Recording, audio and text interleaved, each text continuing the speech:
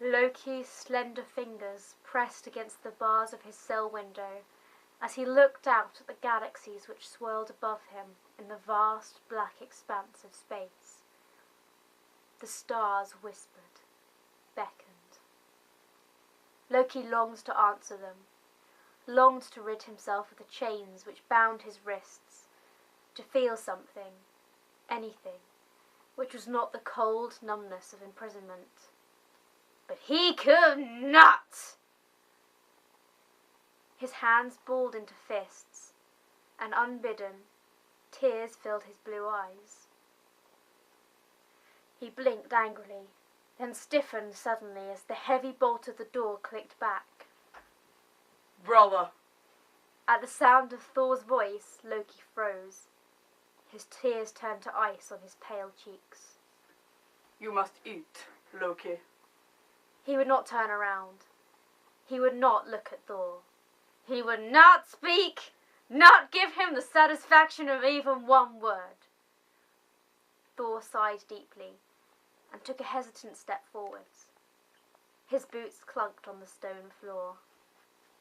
Brother, please, talk to me. Loki remained motionless.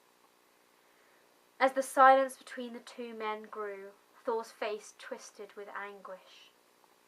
Without thinking, he reached forwards towards his brother's shoulder, desperate for some reaction, but jumped backwards as if burned as his hand met Loki's intensely cold skin.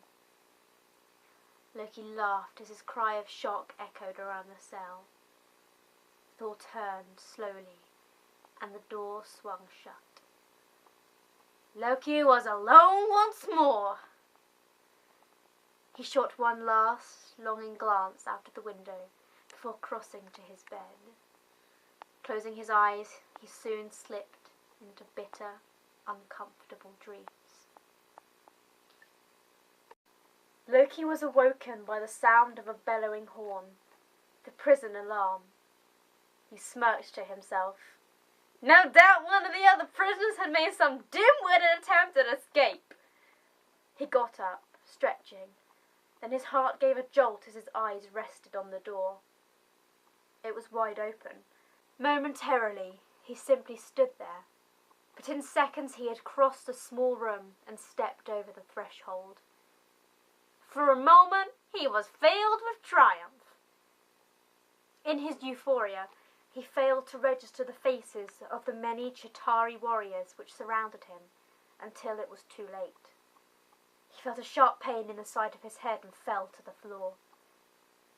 He saw the Chitauri leering down at him. Then the blackness swallowed him up, and the prince saw nothing more.